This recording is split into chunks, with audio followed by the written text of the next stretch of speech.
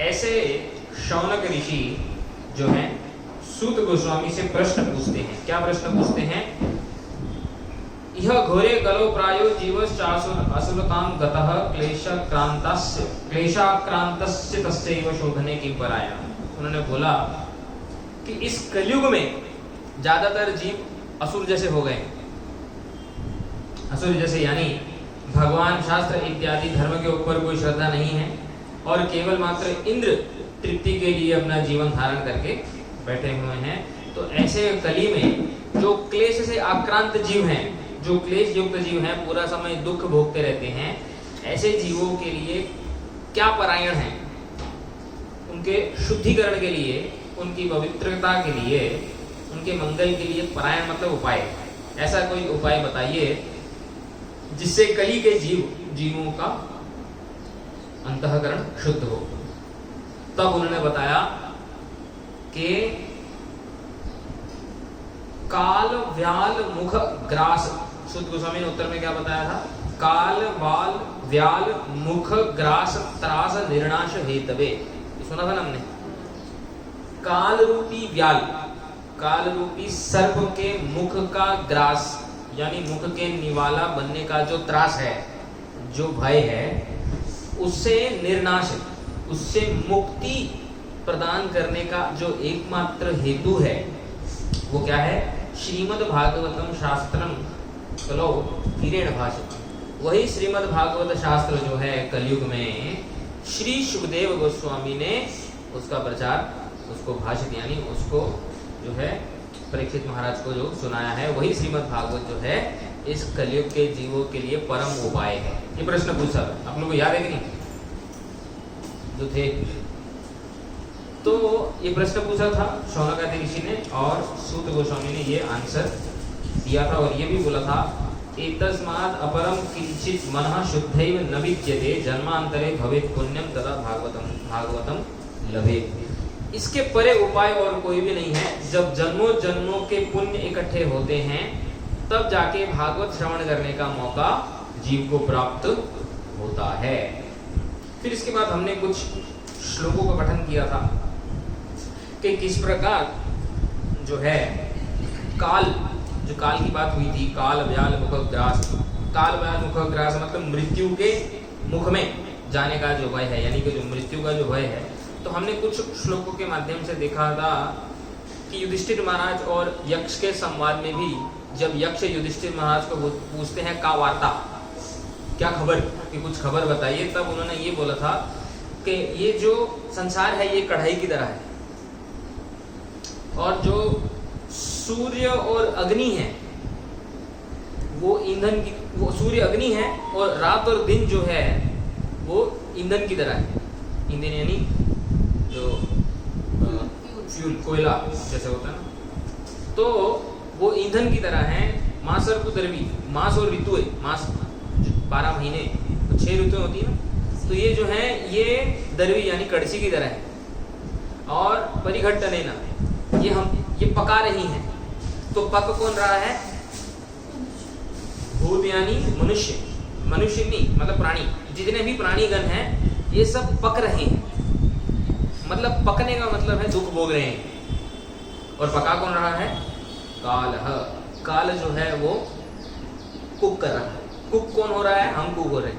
काल जो है वो पका रहा है। तो एक जो है मेटाफोरिक एग्जाम्पल दे करके उन्होंने हमारी स्थिति बताई। और एक श्लोक भी हमने पढ़ा था, अशनम में वसनम में जाया में बंधु वर्गों में इति में कुर्बानम। पूरा टाइम में करते हैं कि नहीं? तो जो मैं करता है वो कौन होता है? बकरी। बकरी। और बकरी को जो है काल वृक, काल रूपी वृक, काल रूपी भेड़िया जो है आकर के गर्दन से पकड़ के उसको काट के खा जाता है। तो इसलिए पूरा टाइम मैं हमें ना करके मेरे मंगल के लिए क्या चीज़ें आवश्यक हैं उस पर भी ध्यान देना चाहिए, वरना हम बकरी की तरह और काल भेड़िए की तरह हमारा अंत कर देगा। और लास्ट में भर्तृहरि का श्लोक हमने सुना था, आदित्यस्य गता गतैः अहरः संशीयते जीवितम। जीवन है, सूर्य आता है, सूर्य जाता है, आता है जाता है, दिन प्रतिदिन सूर्य आ रहा है जा रहा है, हमारा जीवन क्या हो रहा है? क्षीण हो रहा है, जीवन खत्म हो रहा है। व्यापार बहुकार्य भार गुरु भी, और जो छोटे से जीवन में इतना बड़ा व्यापार, इतना बड़े जो है रिस्पॉन्सिबिलिटीज हमारे ऊपर है, खुद का पालन पोषण करना, परिवार का पालन पोषण करना, अपना शरीर का ख्याल रखना, फिर नौकरी, बिजनेस इत्यादि, बहुत भार है। कालोपि न ज्ञायते, काल कैसे जाता है वो भी समझ में नहीं आता है। दृष्ट्वा जन्म जरा विपत्ति मरणम, और हम इतने बिजी हैं कि हम देख रहे हैं कि किस प्रकार से लोग जन्म, मृत्यु, दुख इत्यादि जो है कष्टों का भोग कर रहे हैं। देखने पर भी त्रासश्च न उत्पद्यते, त्रास उत्पन्न ही नहीं होता है, भय उत्पन्न नहीं होते कि मेरे साथ भी कभी ऐसा होगा कि मैं भी जो है किसी एक भारी जो है विपत्ति में पड़ सकता हूँ, भारी दुख मेरे ऊपर गिर सकता है और अल्टीमेटली मेरी भी मृत्यु होने वाली है। ऐसा भय नहीं आता है। भय आने का मतलब है कि ऐसे रियलाइजेशन आती ही नहीं। क्यों नहीं आती है? पीतवा मोहमयी प्रमाद मदिराम, मोहमयी मदिरा का पान हम सब करके बैठे हुए हैं। उन्मत्त भूताम जगत, तो पूरे का पूरा जो जगत है वो उन्मत्त हुआ है, पागल होके बैठा हुआ है। तो ये हमने पिछली बार देखा था। अब हम इसके आगे बढ़ते हैं। पेज नंबर 6 पेज नंबर, वहां से शुरू करेंगे।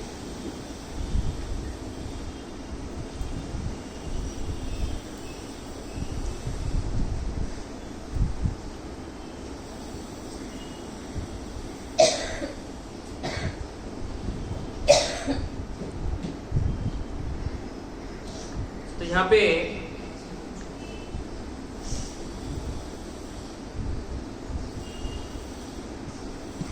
सूत गोस्वामी अपना भाषण, अपनी हरिकथा शुरू करते हैं। ठीक है, तो वो एक इंसिडेंट बताते हैं। श्रीमद् भागवत का महात्म्य यहाँ से शुरू करेंगे। और श्रीमद् भागवत का महात्म्य बताते हुए याद रखना कि शौनक आदि ऋषि ने क्या प्रश्न पूछा था कि कली के जीवों के लिए परम उपाय क्या है। तो उन्होंने बताया था कि श्रीमद् भागवत जो सुखदेव गोस्वामी ने परीक्षित को बताया है वही परम उपाय है। ये आंसर दिया था। अब आगे कंटिन्यू करते हैं। अब ये श्रीमद् भागवत महात्म्य ये पद्म पुराण में आता है। यहाँ से आगे वो सूत गोस्वामी जो है इसको बताना शुरू करते हैं। ठीक है, तो ये एक इंसिडेंट बताते हैं कि क्या श्रीमद् भागवत कितना रेयर है। श्रीमद् भागवत में श्रद्धा होना, श्रीमद् भागवत श्रवण करने का मौका मिलना कितना रेयर है, कितना मतलब आसानी से नहीं मिलता है। इस बात को बताने के लिए एक इंसिडेंट बताते हैं, एक एग्जाम्पल बताते हैं। ठीक है, तो श्लोक पढ़ेंगे। श्लोक पढ़ते पढ़ते आगे जाएंगे। ठीक है ना, समझ में आए चाहे नहीं समझ में आए, धीरे धीरे करते करते करते करते जो है सब समझ में आने लगेगा। तो हम पढ़ते हैं। परीक्षिते कथाम वक्तुम सभायां स्थिते शुके सुधा कुंभं गृहीत्वैव देवास्तत्र समागमम्। यहाँ पे क्या बोल रहे हैं देखो। परीक्षिते कथाम वक्तुम, महाराज परीक्षित को कथा बोलने के लिए सभायाम संस्थिते शुके, उस सभा में सुखदेव गोस्वामी बैठे हुए थे। कौन सी सभा में? जब परीक्षित महाराज के साथ भागवत शुरू हो रही थी। तो परीक्षित महाराज को भागवत बताने के लिए मालूम है ना, श्रीमद् भागवत का मुख्य जो वक्ता है वो कौन है? सुखदेव। और मुख्य जो श्रोता है वो कौन है? परीक्षित। तो परीक्षिते कथाम वक्तुम, परीक्षित महाराज को कथा बोलने के लिए जब सभा हुई थी तो सभायाम संस्थिते सुखदेव गोस्वामी वहां पे उपस्थित थे। तो इतने में क्या हुआ? सुधा कुंभम गृहीत्वा, सुधा मतलब जानते हैं? सुधा नेक्टर, सुधा मतलब अमृत। कहाँ पे मिलता है अमृत? कहाँ पे मिलता है? स्वर्ग में। स्वर्ग में अमृत होता है ना, सोम। तो सुधा कुंभम, कुंभ का मतलब क्या होता है? मटका। हाँ राइट, घड़ा। तो एक घड़े में सुधा यानी स्वर्ग का जो सोम होता है ना, गृहीत्वा मतलब लेकर के, देवास तत्र समागमम, वहां पे देव, स्वर्ग से जो है देवों का समागम हुआ। तो भागवत कथा शुरू होने वाली थी। सुखदेव गोस्वामी जो है परीक्षित महाराज को भागवत कथा बोलने शुरू कर रहे थे। तो इतने में क्या हुआ? स्वर्ग से कौन आया? इंद्र आदि देवता है, बहुत सारे देवता है जो स्वर्ग में देवता रहते हैं। क्या लेकर के आए? अमृत का एक घड़ा लेकर, सुधा कुंभम गृहीत्वा। ठीक है, फिर क्या हुआ? शुकम नत्वा वदन् सर्वे स्वकार्य कुशलासुराः कथा सुधां प्रयच्छस्व गृहीत्वैव सुधाम् इमाम्।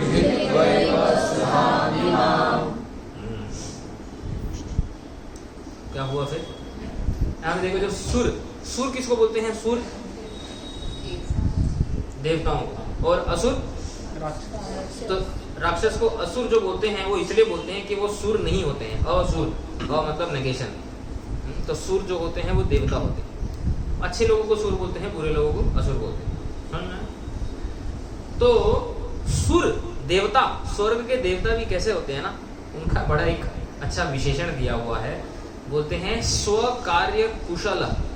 स्वकार्य कुशल, स्वकार्य कुशल का अर्थ क्या होता है? अपने काम बनाने में एक्सपर्ट। कई लोग होते हैं ना, अपने काम के लिए कभी कभी एकदम से दीन हो जाएंगे, और अपने काम के लिए कभी कभी एकदम से जो है गुस्सा भी हो जाएंगे, और जो है प्राइड भी दिखाने लग जाएंगे, है ना। बोलते ना, इसको अपना काम बनाने बहुत अच्छे से आता है, ऐसा बोलते हैं। तो देवता वैसे ही होते हैं। वो देवता जो होते हैं, स्वर्ग के देवता, उनका बड़ा अच्छा यहाँ पे विशेषण दिए, स्व कार्य कुशला, अपना काम करने में बड़े एक्सपर्ट होते हैं। उनको पता होता है कि अपना काम कैसे निकलवाना है। चतुर होते हैं, मतलब बहुत बहुत स्मार्ट होते हैं। लेकिन जो स्मार्टनेस होती है भक्तों के सामने नहीं चलती है। तो कभी कभी जो स्मार्ट लोग होते हैं वो भक्तों को भी बेवकूफ़ बनाने का प्रयास करते हैं, लेकिन भक्त भी उनसे ज़्यादा चतुर होता है। वो करप्ट नहीं होता है, लेकिन वो किसी के ऊपर अपनी करप्शन चलने भी नहीं देता है। तो यहाँ पे ये जो है देवता अपना चलाक बोलते हैं ना जिसको, चलाक, तो अपनी चलाकी जो है शुभदेव गोस्वामी के ऊपर चलाना है। उनको लग रहा है कि हम शुभदेव गोस्वामी जैसे जो महात्मा तो कैसे होते हैं, सीधे साधे होते हैं, भोले भाले होते हैं, उनको हम जो है क्या करेंगे, बेवकूफ़ बना लेंगे, पागल बना लेंगे। तो ऐसा करने आए, तो ऐसा क्या करने आए वो बोलते हैं शुकम नत्वा। शुभदेव को उन्होंने क्या किया? नत्वा का मतलब होता है प्रणाम किया। शुकम नत्वा सर्वे वदन, सर्वे जो है यानी वो जो सब लोग जो हैं वो बोलने लगे। इंद्रादि देवता शुकदेव को प्रणाम करके वो कुछ बोलने लगे। क्या बोलने लगे? कथा सुधाम पयच्छस्व, कथा रूपी जो सुधा है, यानी जो कथा रूपी अमृत है, पयच्छस्व, वो हमें दे दो। देवताओं बोल रहे हैं वो आप स्वर्ग में आइए और हमें कथा सुनाइए, भागवत कथा। तो बोलते हैं बदले में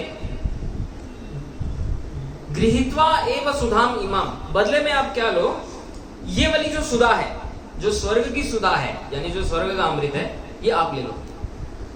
क्यों बोल रहे हैं ऐसा?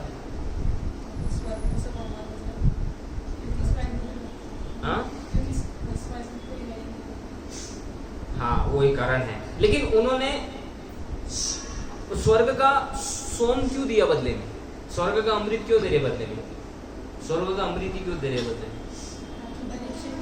हाँ, परीक्षित महाराज अमर होते हैं। एक्चुअली जो अमृत होता है, जो परीक्षित महाराज को श्राप लगाया मालूम है ना, 7 दिन का, है ना। तो स्वर्ग का जो अमृत होता है वो एक्चुअली अमर नहीं करता है, वो खाली आपकी लाइफ स्पैन को थोड़ा बढ़ाता है। इसलिए उसको लिटरली भगवान के पास जाने के अलावा और कोई अमृत है ही नहीं। उसको अमृत बस इसलिए बोलते हैं कि अमृत जैसा होता है, वो थोड़ी लाइफ को स्पैन को अच्छी करता है और बढ़ाता है, क्योंकि स्वर्ग के देवता खुद ही जो है टेम्पररी है, तो वहाँ का अमृत वैसा अमृत नहीं है। एकमात्र अमृत जो है वो हरि कथा अमृत, हरिनाम अमृत है, उसके अलावा और कोई अमृत एक्सिस्ट नहीं करता है। तो उन्होंने बोले जो स्वर्ग का अमृत है, इससे क्या होगा कि शाप का जो इफेक्ट है वो चला जाएगा, और जो है परीक्षित की लाइफ जो है वो एक्सटेंड हो जाएगी, बढ़ जाएगी, है ना। तो आप परीक्षित को ये पिला लो और हमें क्या दो? कथा अमृत। अच्छा, कथा क्यों मांग रहे हैं? क्योंकि स्वर्ग में कथा बोलने वाले नहीं होते, क्योंकि जो कथा बोलते हैं स्वर्ग में नहीं जाते हैं, वो भगवान के पास जाते हैं। स्वर्ग में कौन जाते हैं?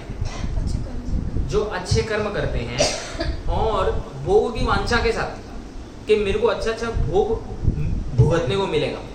दान करते हैं, पुण्य करते हैं, ब्राह्मणों की सेवा करते हैं, लेकिन इच्छा क्या होती है कि मेरे को जो है स्वर्ग में जाके अच्छा अच्छा खाना पीना और जो है अच्छे अच्छे चीजें मिलेंगी। इस भावना से जो अच्छे पुण्य करते हैं वो स्वर्ग में जाते हैं। और हम जब कथा सुनते हैं सबसे पहले हमको क्या बोलते हैं कि जितनी भी दुनिया की और स्वर्ग की जितनी भी चीजें हैं ये क्या है, टेम्पररी हैं, इसलिए इनकी इच्छा नहीं करनी। तो जो कथा सुनेगा उसको स्वर्ग जाने की इच्छा होगी नहीं, तो स्वर्ग जाएगा ही नहीं। तो स्वर्ग में कथा बोलने वाला कोई है नहीं, इस पृथ्वी पे कथा बोलने वाला है। साधु इस पृथ्वी पे पाए जाते हैं, वहां पे नहीं जाते, क्योंकि वहां पे भोगों की जो अवेलेबिलिटी है वो बहुत ज्यादा है। अब देखो किसी का जो बहुत अमीर कोई घर वाला, घर में रहने वाले जो लोग होंगे, उनके जो बच्चे होंगे, उनको अगर कोई धर्म के काम करने को बोलो, कोई तपस्या करने को बोलो, वो कर नहीं सकेंगे, क्योंकि नहीं, वहां पे कल्चर नहीं है वैसा। हर एक चीज उंगली पे अवेलेबल है। जो करोड़पति अरबपति जो लोग होते हैं, हर एक चीज, आप 10-10 नौकर हैं घर में, इतना बड़े बड़े घर हैं, फ्लैट्स हैं, बंगलो हैं, तो वो कैसे तपस्या कर सकेंगे? क्यों वो क्यों एकादशी रखेंगे? क्यों इधर आके परिक्रमा लगाएंगे, नगर संकीर्तन लगाएंगे, कीर्तनों पे नाचेंगे? उनके इशारों पे 10-10 लोग नाच रहे हैं तो वो क्यों नाचेंगे, है ना? तो स्वर्ग में लोग ऐसे ही होते हैं, इसी मेंटालिटी के होते हैं, उनको सिर्फ भोग विलास करना होता है, इसलिए वहां पे कथा बोलने वाले नहीं होते हैं। तो वो भागवत की कथा सुनने के लिए आए और बदले में क्या देने का प्रयास कर रहे हैं? अमृत देने का प्रयास। आगे बढ़ रहे हैं। एवं विनिमये जाते सुधाराज्ञा प्रवीयताम् प्रपास्यामो वयं सर्वे श्रीमद्भागवतामृतम्। बोलते हैं एवं विनिमये जाते, विनिमय मतलब एक्सचेंज, बाटर एक्सचेंज होता है ना। तो इस प्रकार जब विनिमय हो जाएगा तो इससे क्या होगा? सुधार आज्ञा प्रवीयता में, जो राजा परीक्षित जो हैं, ये वाली सुधा भी लेंगे और इनकी प्रॉब्लम सॉल्व हो जाएगी। 7 दिन का जो प्रॉब्लम है इनका रिजॉल्व। और हम क्या कर लेंगे? प्रभास्यामो वयम सर्वे, और हम क्या पिएंगे? श्रीमद् भागवत अमृतम। श्रीमद् भागवत का जो अमृत है वो हम पिएंगे। इसलिए आप स्वर्ग में आओ और हमें श्रीमद् भागवत का जो है अमृत पिलाओ, और इनको ये अमृत है तो इनकी भी प्रॉब्लम सॉल्व, हमारी भी प्रॉब्लम सॉल्व। कितना दिमाग है देखो है ना। इसलिए मैं बोला ना, दिमाग लगाने वाले जो लोग होते हैं वो भक्तों को मूर्ख नहीं बना सकते। अब उन्होंने क्या आंसर दिया देखो, सुखदेव गोस्वामी ने क्या उत्तर दिया। वो बोलते हैं को सुधा को कथा लोके, को काच को मणिर्महान्, ब्रह्मराप्तो विचार्यैवम् तदा देवाञ्जहासः। ब्रह्मरात यानी सुखदेव। सुखदेव गोस्वामी ने ऐसा विचार किया, विचार एवं इस प्रकार विचार किया उन्होंने। क्या विचार किया? को सुधा को कथा, कहां सुधा यानी कहां आपके स्वर्ग का अमृत, और कहां भागवत कथा। इन दोनों में फर्क कैसा है? को काचः को मणिर्महान्। किस प्रकार? काच होती है, काच ग्लास, कहां ग्लास, कहां एक मणि, ज्वेल, डायमंड। कोई कंपैरिजन है? वो अपने हिसाब से इन दोनों को इक्वल समझ के आए थे। जब बाटर एक्सचेंज होता था पहले तो दो सेम वैल्यूएबल चीजों का एक्सचेंज होता था, तभी तो होगा ना। तो चालाकी करके आए, वो बोले कि ये वाली जो सुधा है, स्वर्ग की सुधा, ये आप ले लो, और भागवत की सुधा, भागवत अमृत आप हमको दे दो, इक्वल हो जाएगा। तो बोल रहे हैं तुम जब वाटर एक्सचेंज तुम तो मेरे को जो है इसकी वैल्यू नहीं है, तो मैं तुम्हें अपनी चीज क्यों दूं? तो उनके लाए हुए सुधा का मजाक उड़ा रहे हैं। इसलिए लास्ट में आता है देव अंजहास। अंजहास मतलब हंसी उड़ाना, मजाक उड़ाना। उन्होंने बोला आप जो लेकर गए ना, ये कांच की तरह है, आपका जो सौदा है मुझे मंजूर नहीं। आप एक कांच लेकर के आ रहे हो और आप मेरे से क्या एक्सपेक्ट कर रहे हो? डायमंड। आप कांच दोगे, मैं आपको डायमंड दूंगा क्या? मैं मूर्ख तो नहीं हूँ, राइट? तो ये सौदा, ये जो एक्सचेंज है, ये मुझे एक्सेप्टेबल नहीं, मैं इसको नहीं मानता। इस प्रकार उनका क्या उड़ाया? हास्य उड़ाया, मजाक उड़ाया उन्होंने। किसने? सुखदेव गोस्वामी ने, देवताओं का। और फिर लास्ट में क्या बोला? अभक्तांस्तांश्च विज्ञाय न ददौ स कथामृतम् श्रीमद्भागवती वार्ता सुराणामपि दुर्लभ। बोलते हैं अभक्तांस्तांश्च विज्ञाय, उनको अभक्त बोल करके समझ करके न ददौ स कथामृतम, उनको कथा अमृत उनको नहीं प्रदान की। न ददौ, अभक्त हैं क्योंकि भगवान की कथा सुनने आए हैं। जब भगवान की कथा सुनने जाते हैं तो गुरु के प्रति शरणागत होकर के जाते हैं, गुरु के प्रति प्रलोभन लेकर के नहीं जाते हैं। आप समझ रहे हो? जो प्रलोभन लेकर के भागवत कथा बोलता है वो एक्चुअली भागवत कथा बोल ही नहीं सकता है। आजकल ज्यादातर भागवत कथाएं प्रलोभन से होती है, फीस होती है, फीस कि आप इतनी फीस दोगे, सेटिंग वेटिंग कराओगे और एटलीस्ट इतने सारे लोग होंगे, 10,000 15,000 लोग होंगे तो एक बहुत बड़े भागवत वक्त आएंगे और भागवत सुनाएंगे, 7 दिन में जो है लाखों रुपए फीस लेके चले जाएंगे। ऐसे भागवत कथा नहीं होती। इसलिए सुखदेव गोस्वामी वैसे वाले कथावाचक नहीं है। उन्होंने जो है देवता लोग तो कुछ भी दे सकते थे वो लोग, लेकिन उनको भगा दिया। अभक्तांस्तांश्च विज्ञाय, तुम अभक्त हो, तुम भक्त नहीं हो। भागवत किसको देनी चाहिए? जो भगवान का भक्त होता है, जो शुद्ध भक्ति को जो है फॉलो करना चाहता है और जो प्रलोभन लेकर के नहीं है, ये लो प्रभु जी मैं आपको जो है इतने रुपए देता हूँ या ये इतने वस्त्र देता हूँ, आपको ये चीज दूंगा, आप मेरे को भागवत सुनाइए। तो भागवत ना उसका बोलने का फायदा होगा ना आपके सुनने का फायदा होगा। इट विल जस्ट बी, होता है ना एक रिचुअल होता है ना कि बस जैसे कर लिया है जैसे तैसे करके। इसलिए अभक्तांस्तांश्च विज्ञाय न ददौ स कथामृतम्, उनको कथामृत नहीं प्रदान किया। श्रीमद् भागवती वार्ता सुराणामपि दुर्लभा, कितनी दुर्लभ है भागवत वार्ता? सुरों के लिए, देवताओं के लिए भी ये दुर्लभ। सुराणामपि, देवताओं में भी दुर्लभ है। इतनी भागवत की जो कथा है देवताओं को भी आसानी से नहीं मिलती, तो बाकी को तो क्या बोलूं। इसलिए श्रीमद् भागवत में श्रद्धा और श्रीमद् भागवत श्रवण करने का जो भाग्य है बहुत ही भाग्य से मिलता है। जन्मों जन्म उनके भाग्य से मिलता है। फिर आगे जाते हैं। अब यहाँ से एक कथा शुरू करते हैं। सूत गोस्वामी। सूत उवाच एकदा हि विशालायां चत्वार ऋषयो मलाः सत्संगार्थं समायाता ददृशुस्तत्र नारद। क्या बोल रहे हैं देखो। सूत गोस्वामी एक नया टॉपिक शुरू कर रहे हैं। किसको सुना रहे हैं? नहीं, सूत गोस्वामी किसको सुना रहे हैं? शौनकादि ऋषि। तो वो क्या सुना रहे हैं? एकदा मतलब एक, वंस अपॉन अ टाइम।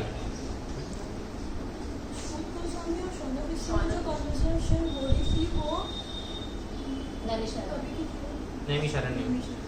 और परीक्षित महाराज जी जो कथा सुन रहे थे वो हरिद्वार में हुआ। तो मतलब ये जो परीक्षित महाराज को सुखदेव गोस्वामी सुना है वो ऐसे सुना रहे कि ऐसे हुआ था सूत जी और उनका वो नहीं वो अलग है। वो अलग है। वो सूत गोस्वामी के अंदर परीक्षित महाराज की कथा है, उल्टा नहीं है। आप उल्टा सोच रहे। परीक्षित महाराज को जो भागवत सुनाई थी सुखदेव गोस्वामी जी ने, वो वाली भागवत सूत गोस्वामी शौनकादि ऋषियों को सुनाते हैं। तो पहले किसका संवाद हुआ था? परीक्षित और सुखदेव। उसके ऊपर संवाद हुआ था बाद में जो है सूत गोस्वामी।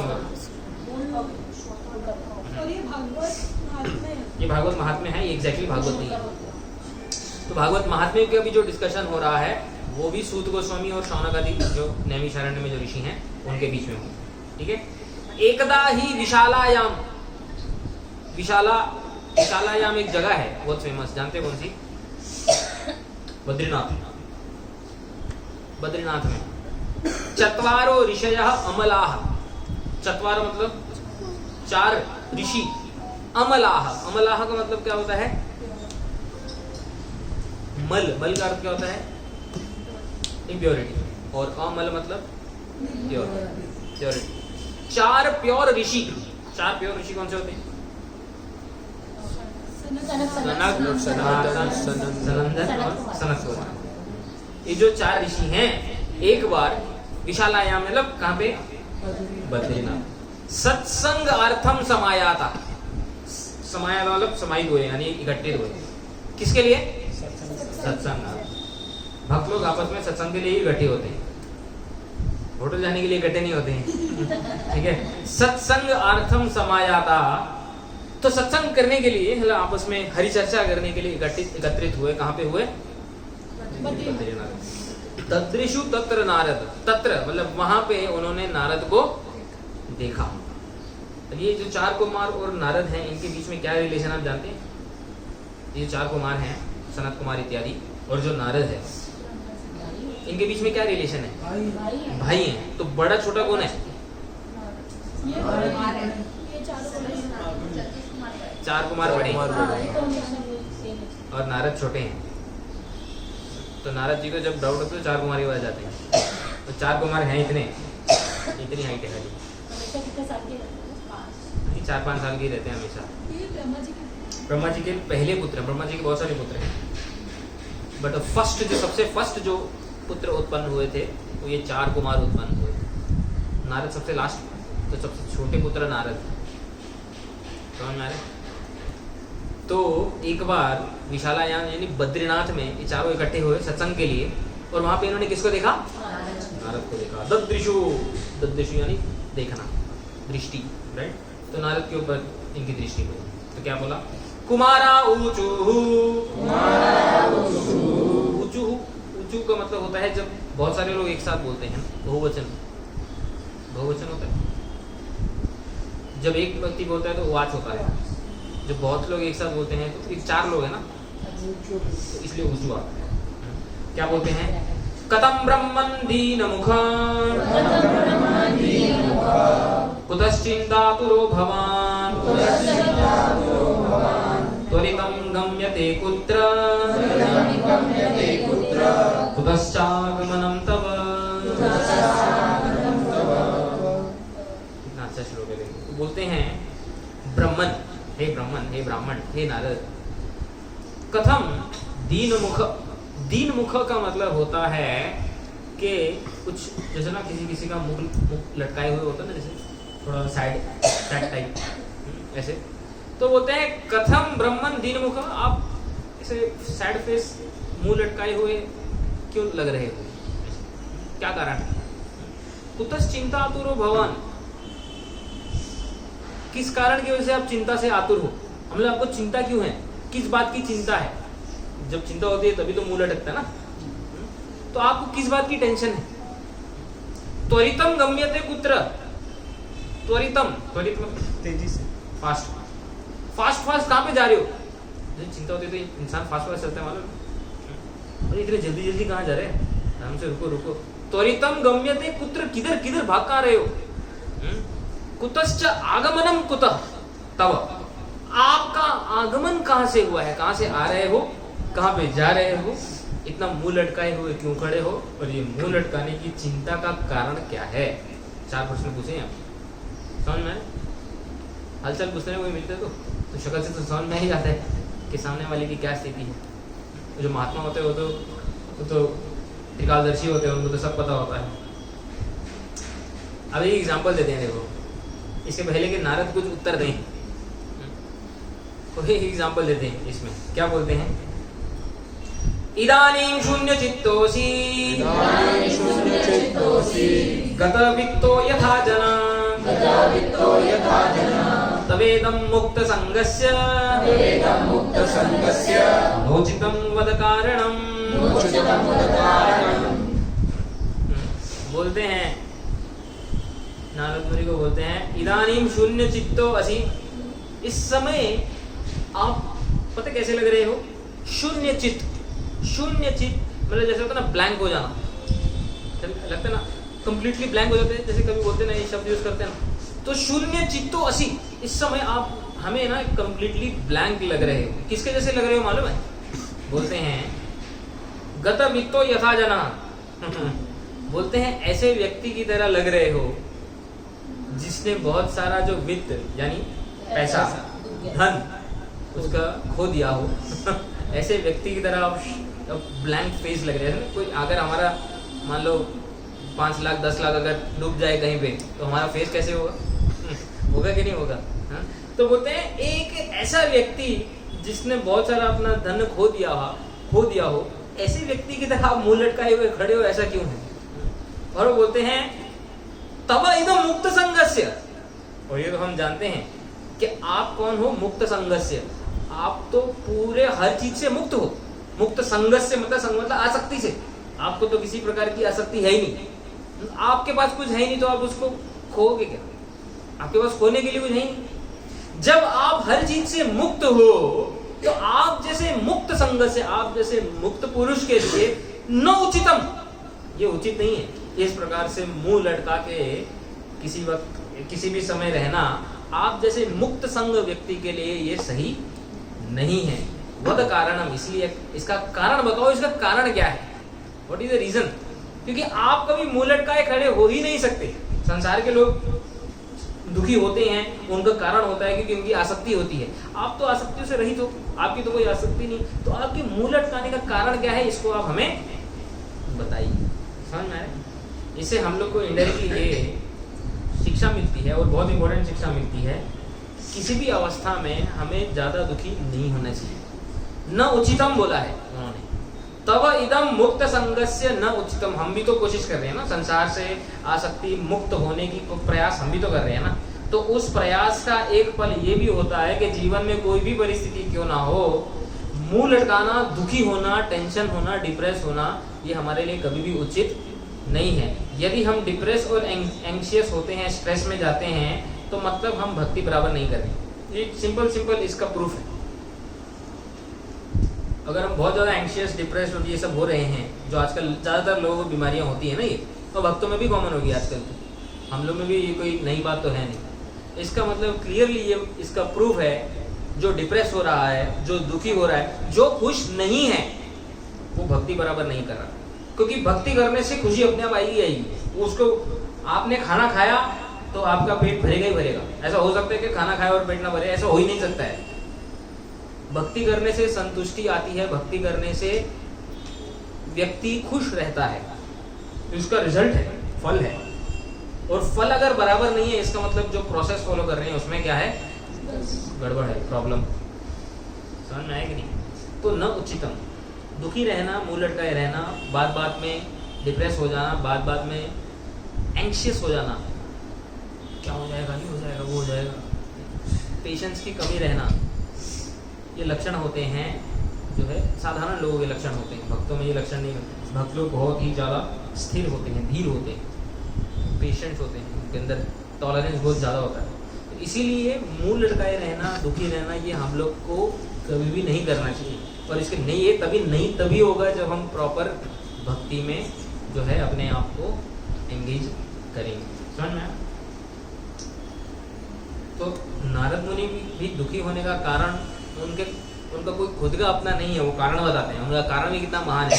भक्तों को दुख होता है लेकिन दूसरों के लिए, अपने लिए नहीं। तो कारण ये है कि उनका कॉन्सेप्ट है, वेदों में आता है ना कि वसुधैव कुटुंबकम, कि वो जो वसुधा यानी पृथ्वी, ये एक फैमिली है। तो आपकी फैमिली में कोई दुखी होता तो आपको दुख होता है कि? तो इसी प्रकार इस पृथ्वी के जीवों को जब कष्ट होता है तो साधु जनों को दुख, उनका एकमात्र ये दुख होता है, उनका अपने पर्सनल किसी चीज को पाने के लिए या किसी चीज की कष्ट के लिए उनको कोई दुख नहीं होता है। तो इसलिए वो भी कारण बताते हैं क्या कारण है। आगे बढ़ते हैं। नारद उवाच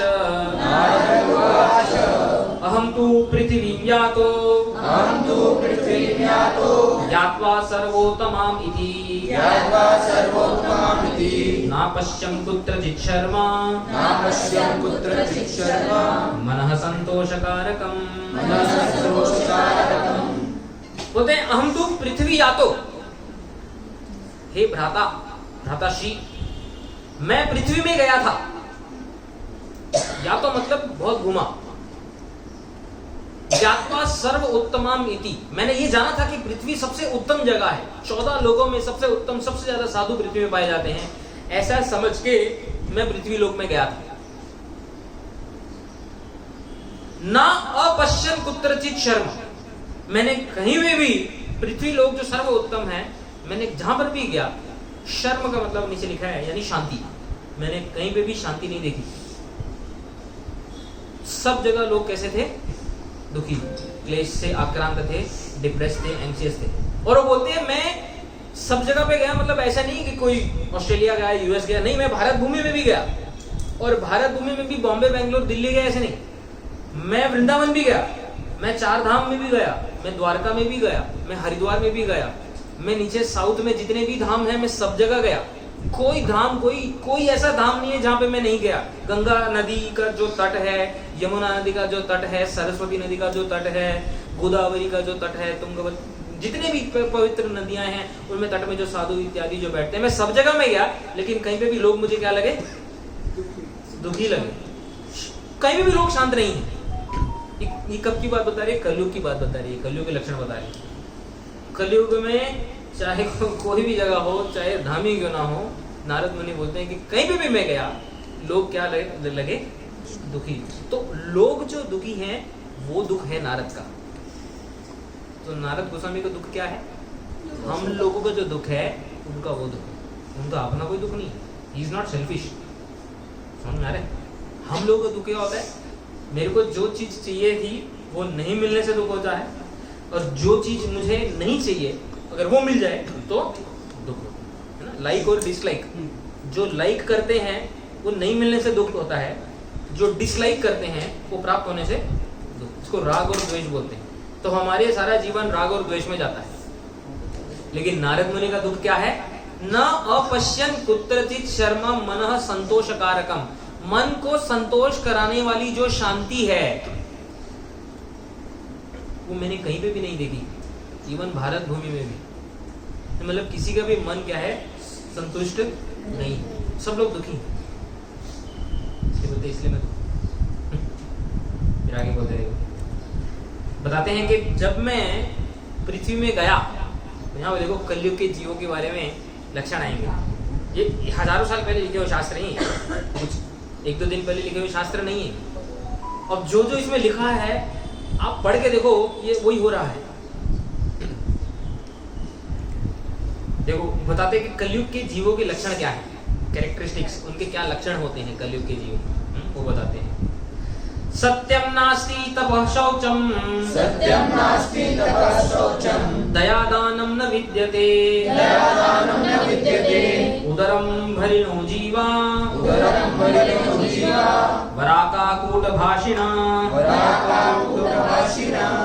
बोलते हैं सत्यम नास्ति, कहीं पे भी लोग क्या है? सत्यवादी नहीं। झूठ तो ऐसे बोलते हैं जैसे मतलब कुछ है ही नहीं, कोई वैल्यू ही नहीं है शब्दों की।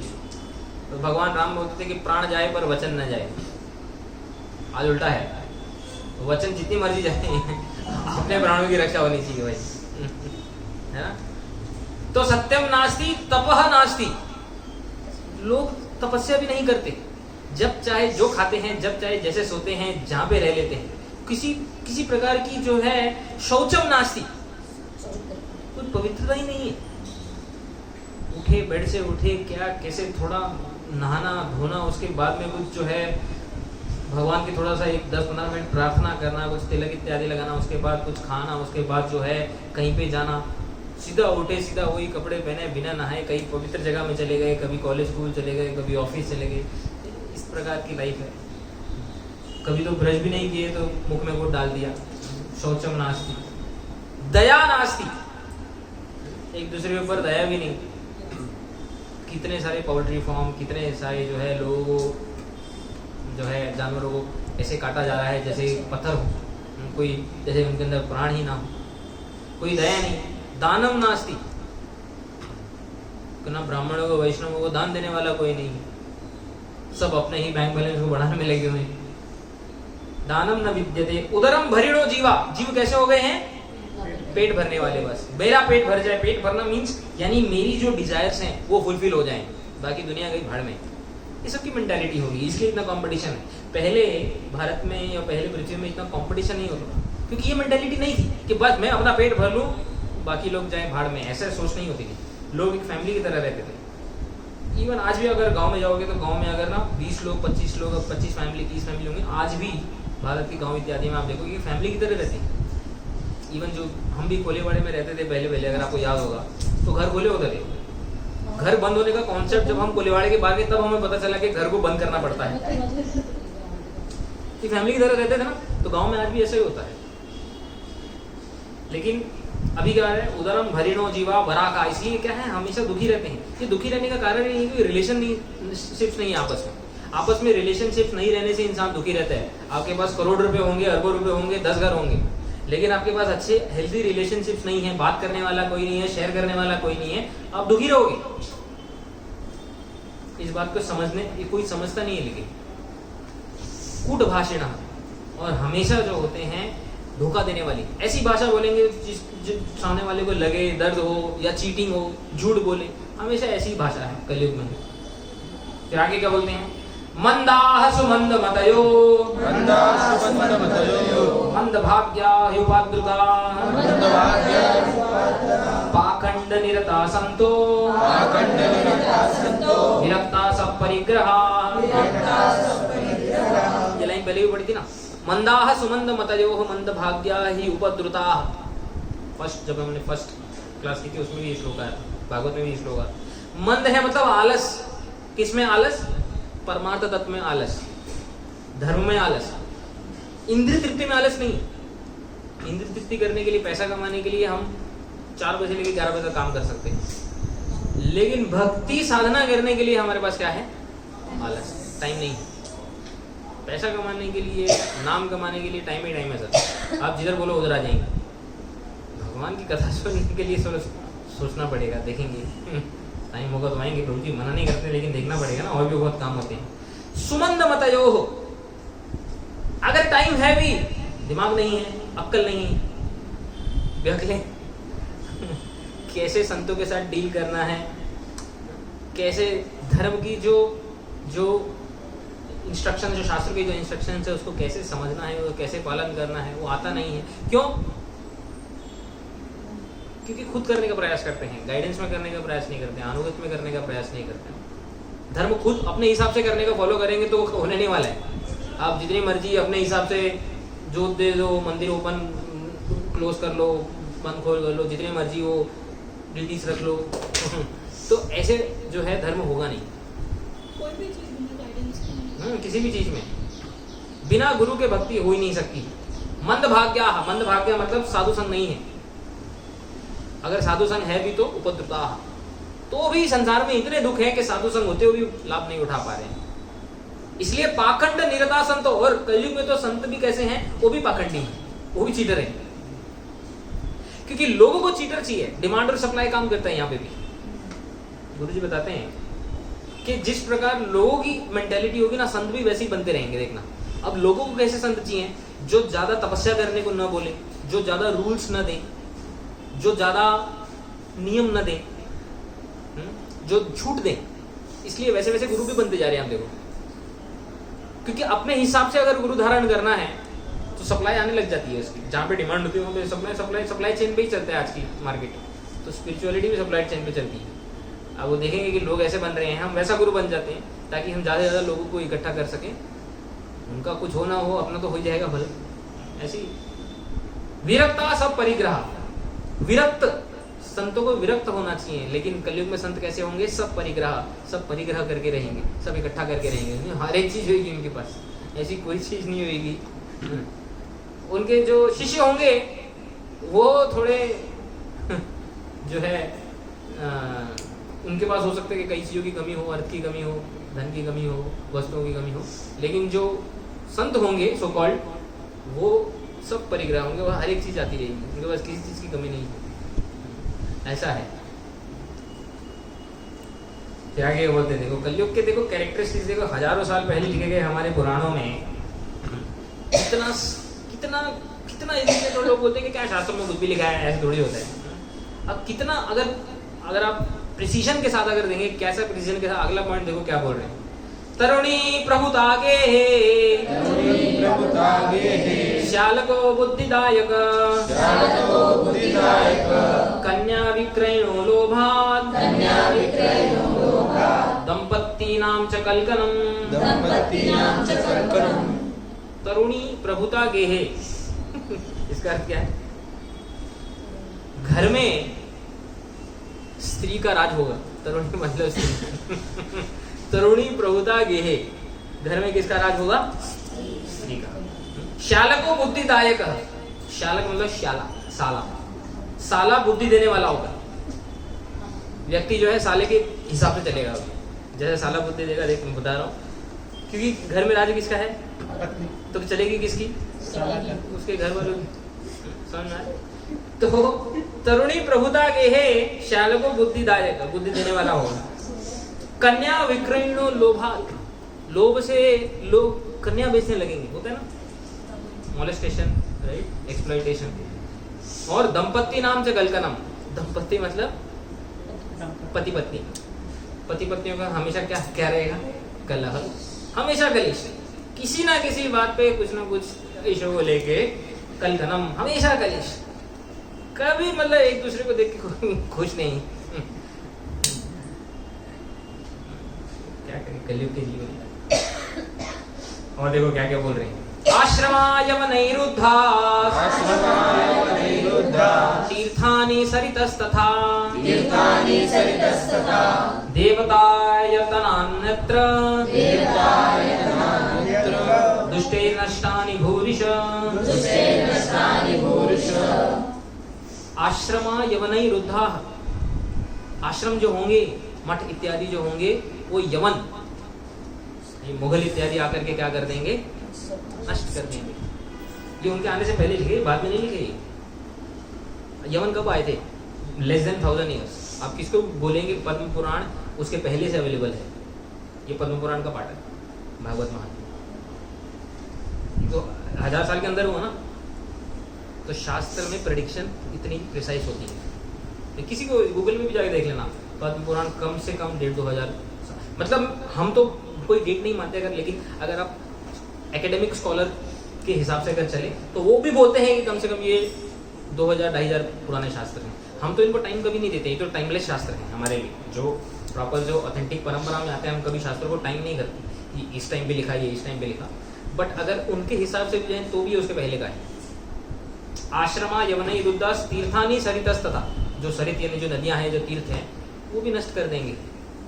देवता आयतन अन्यत्र, देवता आयतानि अत्र, देवता आयतानि मतलब टेम्पल्स, जो जहाँ पे डीटीज वगैरह लिखी हैं।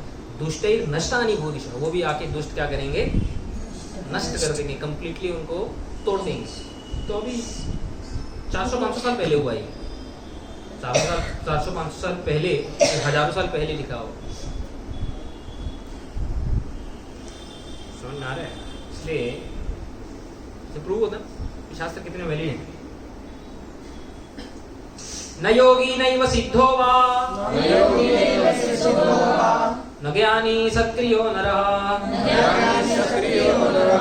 कलिदावानलेनाद्य साधनं भस्मतां गतम्। न योगी, यहाँ पे योगी का अर्थ है भक्ति, कोई भक्ति नहीं करेगा। न एव सिद्धो, कोई अष्टांग योग इत्यादि भी नहीं करेगा जिससे सिद्धि प्राप्त होती है। न ज्ञानी, कोई ज्ञान साधना भी नहीं करेगा। सत्क्रियो न रहा, कोई सत्क्रिया यानी कोई कर्म भी, न भक्त होगा, न योगी होगा, न ज्ञानी होगा, न कर्मी होगा। प्रॉपरली कोई कुछ नहीं करने वाला है। कली दावानलेन अद्य, कली दावानल, संसार दावानल, तो कली रूपी जो दावा अग्नि है, उससे क्या होगा? साधनम, सारे प्रकार के साधन क्या हो जाएंगे? भस्मताम। कली रूपी अग्नि से सारे के सारे जो साधन, शास्त्रों में जो साधन लिखे हैं, सब भस्म हो जाएंगे। और इन जो लोग क्या करेंगे? उदर भरिणो जीवा, खाली पेट पालन करेंगे, इसमें लगे हुए, इकट्ठा करते रहना। अत्याहार प्रयास प्रजल बोध समझ में आ रहा है? आगे क्या बोलते देखो, अट्टशूला जनपदा अट्टशूला जनपदा शिवशूला द्विजातयः शिवशूला द्विजातयः कामिन्य केशशूलिन्य कामिन्य केशशूलिन्य संभवन्ति कलाविह। संभवन्ति कलाविह। हमें शूल, शूल जो है वो 3 बार आता है। शूल का अर्थ होता है बेचना। अट्ट, अट्ट का मतलब होता है अन्न।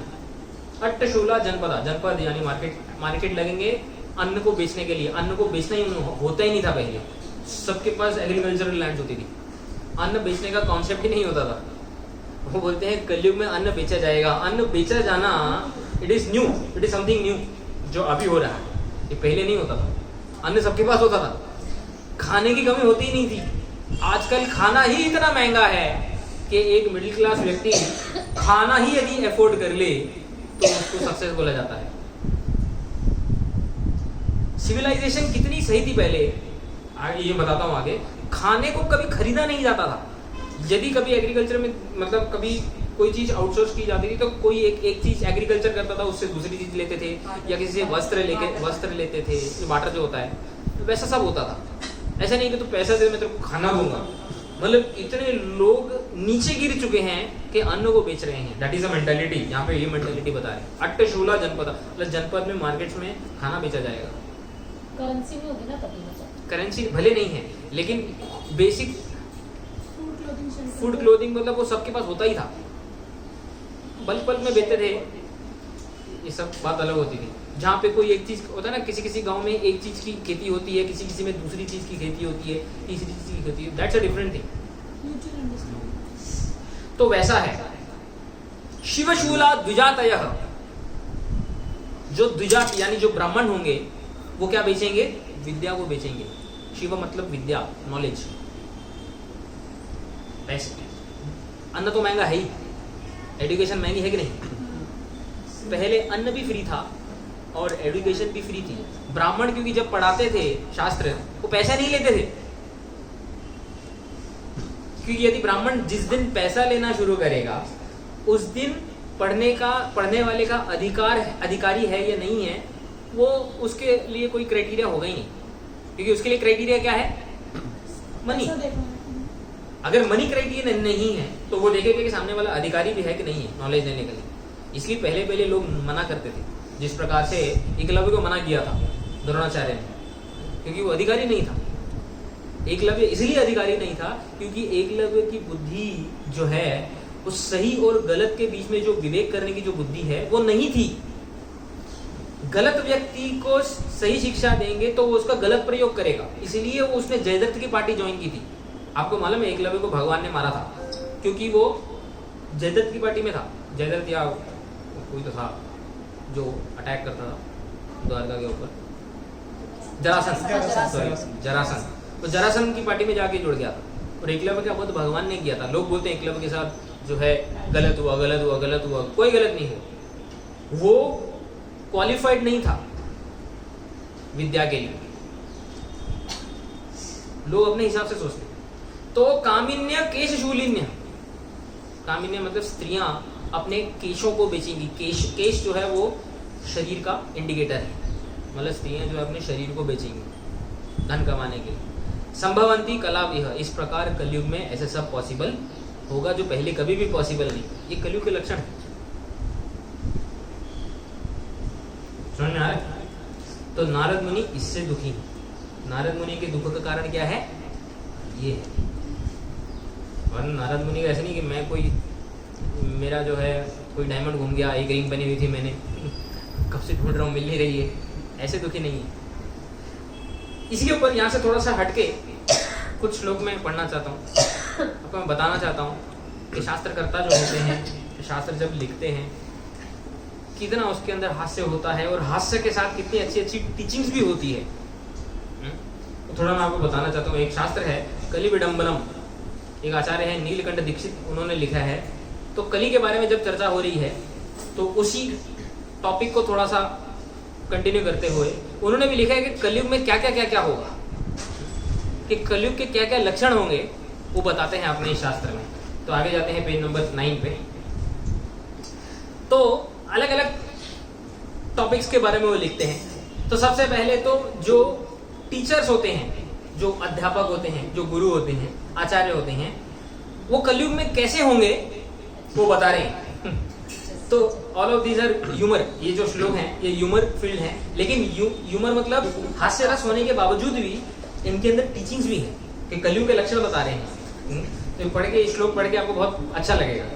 देखो क्या बोलते हैं, वाच्यतां समयोतीतः वाच्यतां समयोतीतः स्पष्टम् अग्रे भविष्यति स्पष्टम् अग्रे भविष्यति इति पाठयतां ग्रन्थे इति पाठयतां ग्रन्थे काठिन्यं कुत्र वर्तते काठिन्यं कुत्र वर्तते।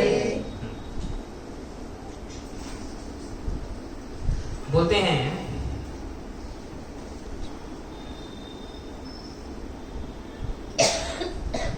जो आचार्य होगा, जो अध्यापक होगा, अध्यापक का क्या काम होता है? पढ़ाना, शिक्षा देना, शास्त्र पढ़ाना। तो जो गुरु धारण करके अगर हम पढ़ते नहीं है तो गुरु धारण करने का मतलब नहीं है, देयर इज नो मीनिंग। दीक्षा शिक्षा आदि दीक्षा आदि शिक्षण रूप गोस्वामी लिखते हैं भक्ति रसामृत सिंधु में। आचार्य को जो है शरण लेकर के, आचार्य की दीक्षा लेकर के शिक्षा लेनी होती है, खाली दीक्षा लेकर के खत्म नहीं होते। तो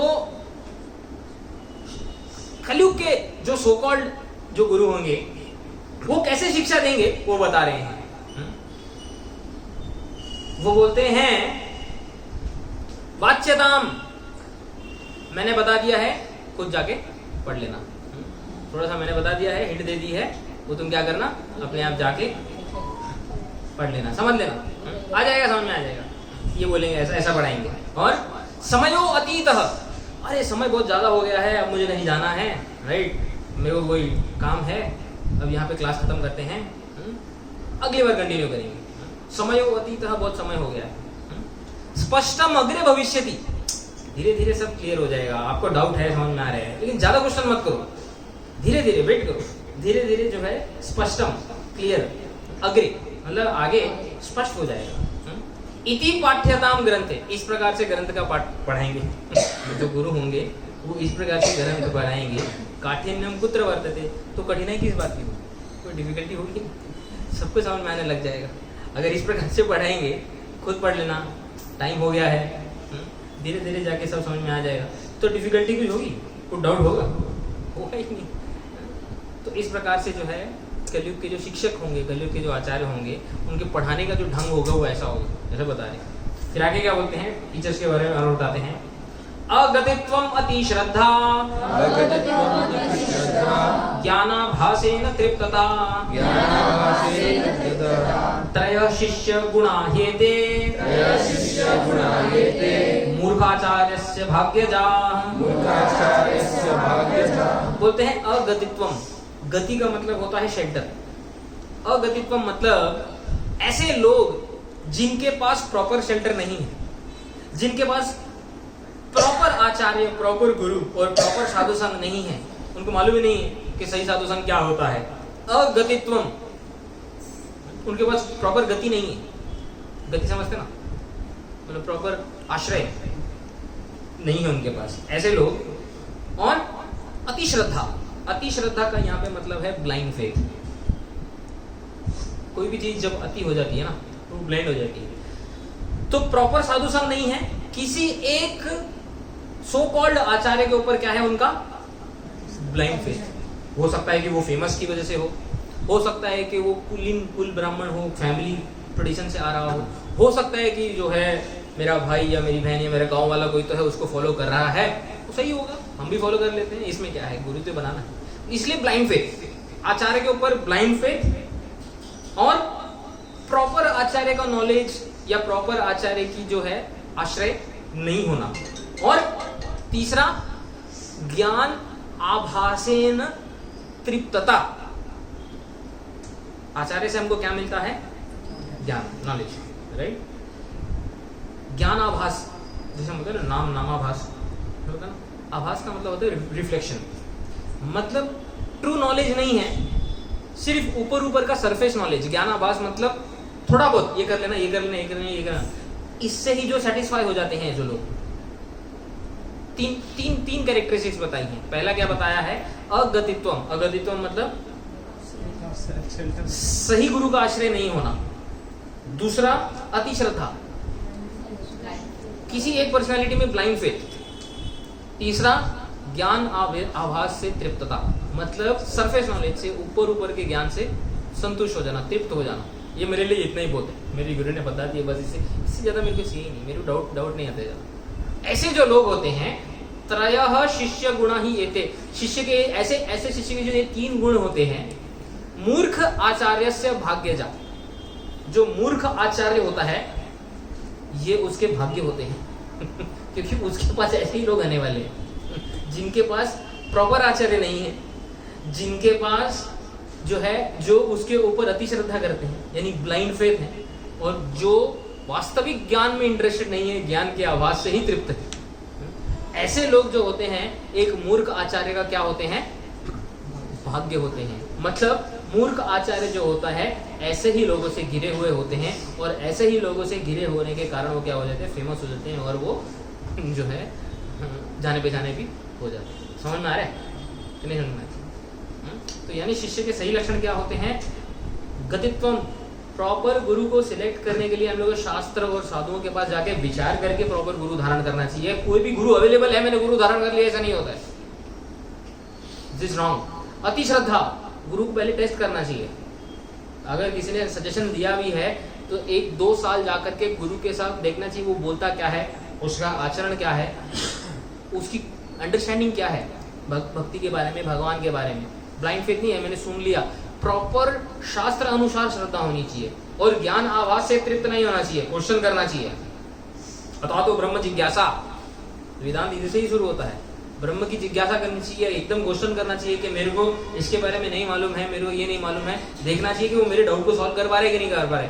जो व्यक्ति डाउट को सॉल्व कर सकता है, जिसका आचरण शास्त्र के जो है अनुसार है, और जो प्रॉपर गति प्रदान कर सकता है, ऐसे ही व्यक्ति को आचार्य हमको बनाना चाहिए। वरना हमें कौन मिलेगा? मूर्खाचार्य नहीं मिलेगा। समझ में आ रहा है? अगर ये 3 लक्षण हमारे अंदर होंगे तो हम 110% हमें मूर्ख आचार्य की शरण में ही जाना पड़ेगा, और हम उस मूर्ख आचार्य के क्या बन जाएंगे? भाग्य बन जाएंगे। और क्योंकि वो हमको क्या करेगा? एक्सप्लॉइट करेगा, हमसे अर्थ कमाएगा, हमसे पैसा कमाएगा और नाम कमाएगा। समझ में आएगा नहीं? राइट? इसलिए मूर्ख आचार्य का भाग नहीं बनना चाहिए।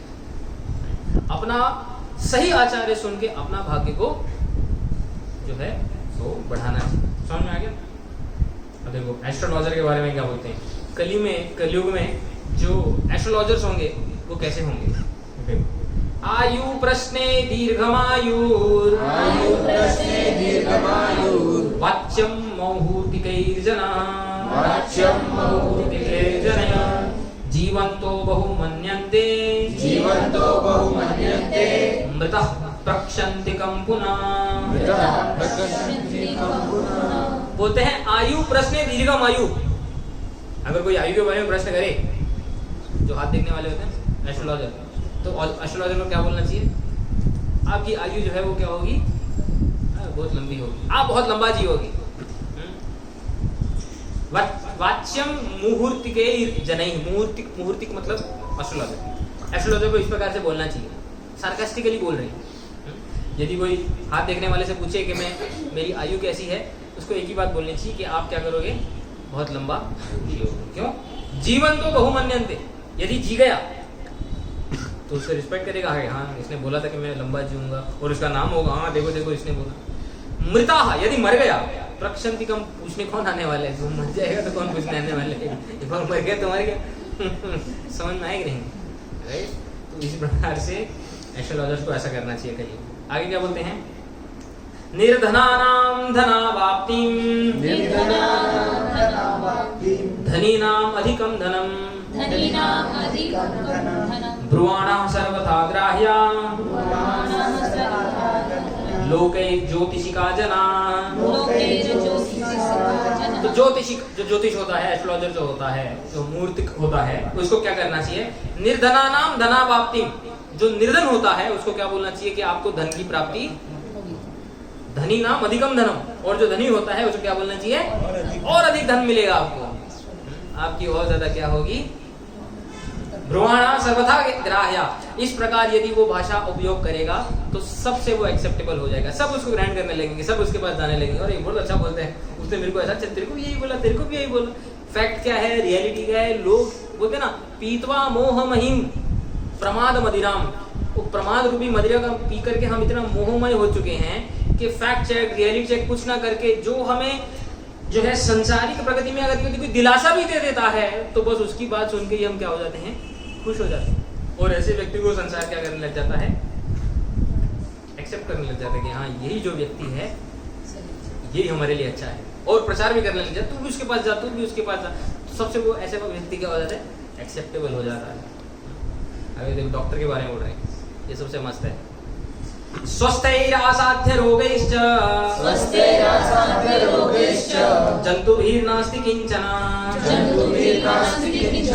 कातरा दीर्घ रोगाश्च भीषजां भाग्य हेतव, भीषज मतलब डॉक्टर, पहले बताया था मूर्खाचार्य भाग्य हेतव, तो भीषज का भाग्य कौन होंगे वो बताते हैं, एक डॉक्टर का भाग्य कौन होंगे, बोलते हैं स्वस्थैर असाध्य रोगैश्च, जो स्वस्थ हैं, राइट, वो व्यक्ति, और असाध्य रोग, जिनको ऐसा रोग है जो सॉल्व ही नहीं हो सकता है, मतलब कि 100% ये व्यक्ति मरने वाला है।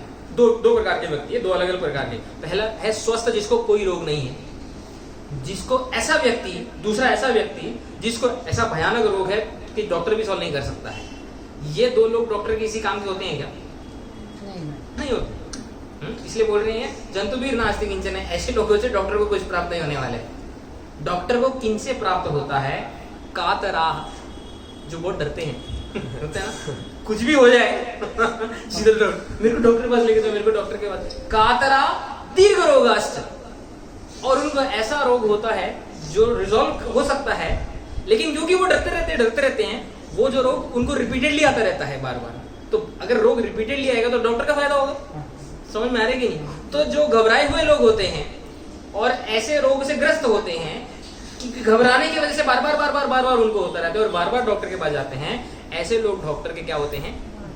इसलिए डॉक्टर इनके ऊपर ज्यादा ध्यान देते हैं। स्वस्थ के ऊपर क्या बोलेगा? और जिनको ऐसा कुछ मान लो कि कुछ कैंसर है जो सॉल्व ही नहीं होने वाले, या कोई भी बीमारी हो, अब उसको भी मालूम है ये कुछ मेरा कर ही नहीं सकता है, तो वो डॉक्टर के पास क्यों जाएगा? वो जाएगा नहीं।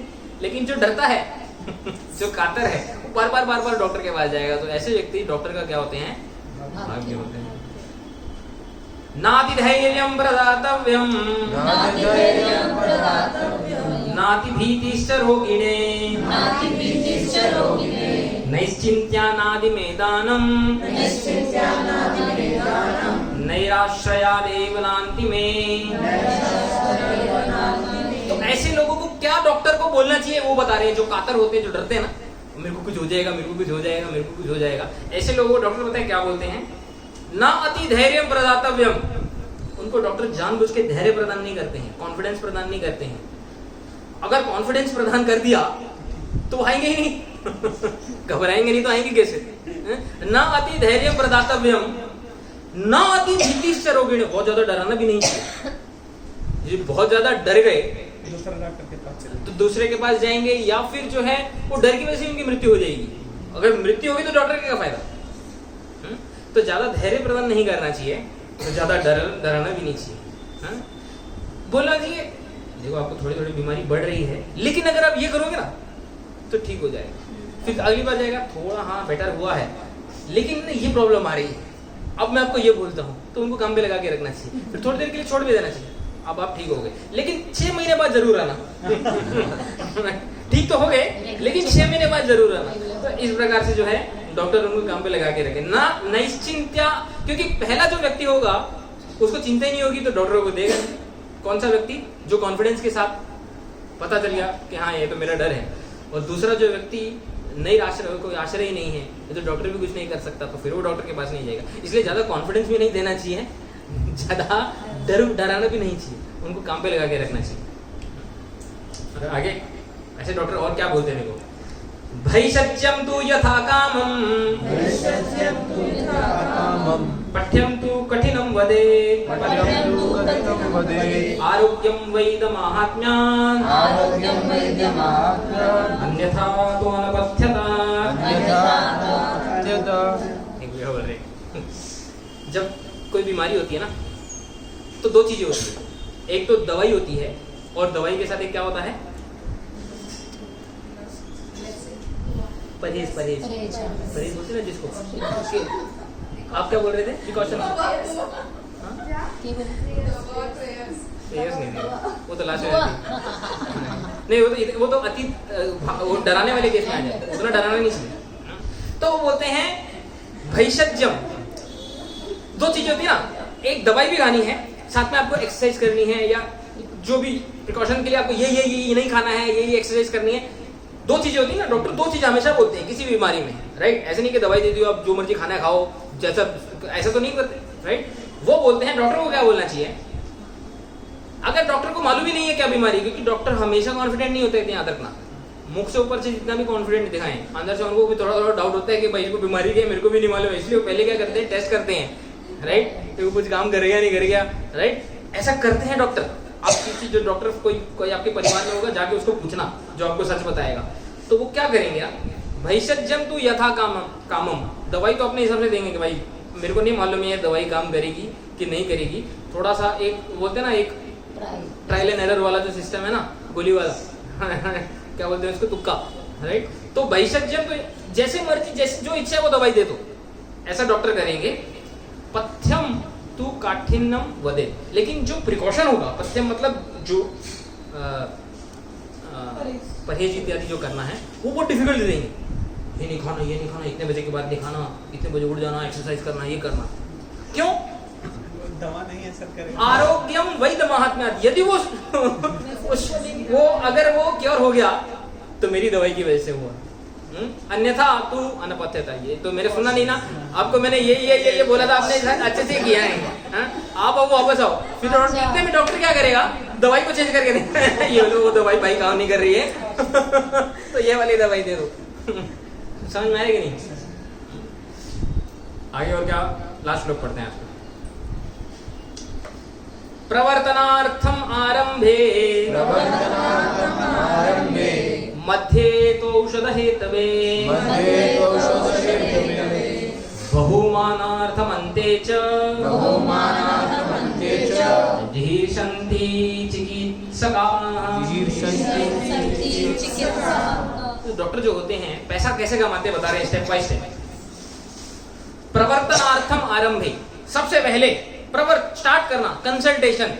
कुछ अभी किया नहीं, अभी आपने जाके करे कंसल्टेशन फीस बोलते हैं ना उसको, फर्स्ट एकदम 1100 रुपीज, 11,000 का लिफाफा, सबसे पहले कंसल्टेशन, राइट? कुछ अभी हुआ नहीं है, आप डॉक्टर के पास गए हो, मालूम भी नहीं है कि कोई बीमारी है, बीमारी नहीं भी तो भी आपको लिफाफा देंगे या नहीं, वो तो पक्का है। तो प्रवर्तनार्थम आरंभे, शुरुआत में कंसल्टेशन फीस, मध्य अगर कोई बीमारी आ गई, मध्य तू औषध हेतवे, और बीच में जो है दवाइयाँ और ये वो चक्कर, टेस्टिंग वगैरह आज की डेट में जो होती है, उनके लिए पैसा खर्च, और बहुमानार्थम मंचे, अगर ठीक हो गया तो फिर फाइनली जो एक बहुमान, एक रिस्पेक्ट की वजह से जो फीस जो आगे देनी पड़ती है, पहले होती थी, आजकल तो खैर नहीं होती क्योंकि बीच वाली फीस इतनी ज़्यादा महंगी हो जाती है, लास्ट में वो लोग को छोड़ते ही नहीं है उसके लिए। पहले क्या होता था कि लोग एक मान की वजह से, एक रिस्पेक्ट की वजह से डॉक्टर के, क्योंकि हमको ठीक कर दिया है, जिसकी वजह से एंड में भी कुछ ना कुछ दे करके आते थे, क्योंकि रिलेशंस होते थे पहले, अभी तो रिलेशंस नहीं है ना। तो तीन फेजेस में डॉक्टर पैसा कमाएंगे, कंसल्टेशन फी, बीच में बीमारी को जो है तब तक टेस्टिंग वेस्टिंग चल रही है, और लास्ट में अगर ठीक हो गया तो उसके लिए रिस्पेक्ट की वजह से फीस।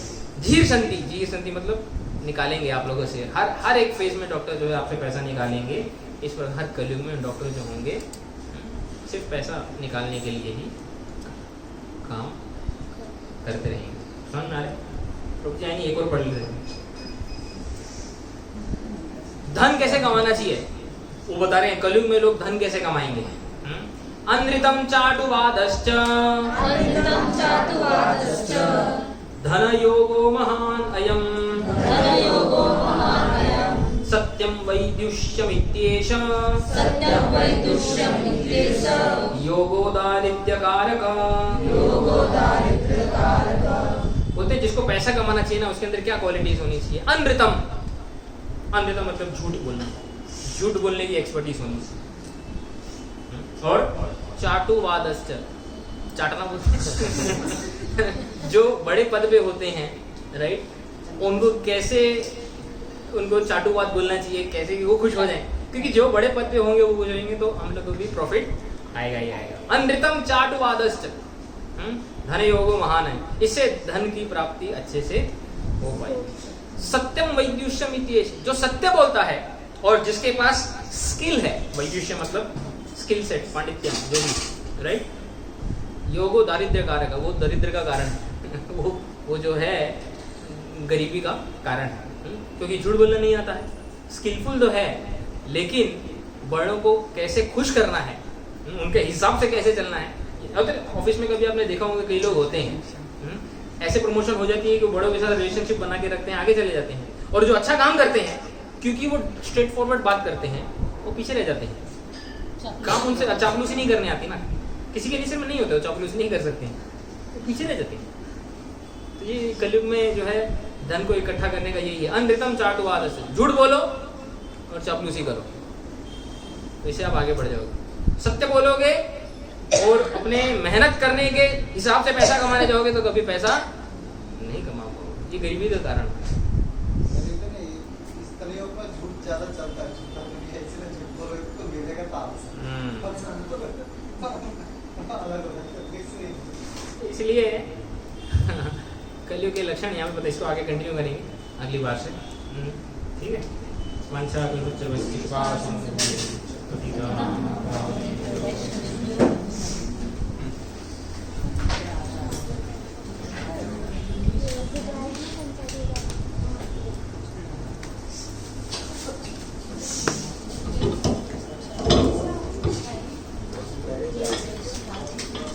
नमस्ते।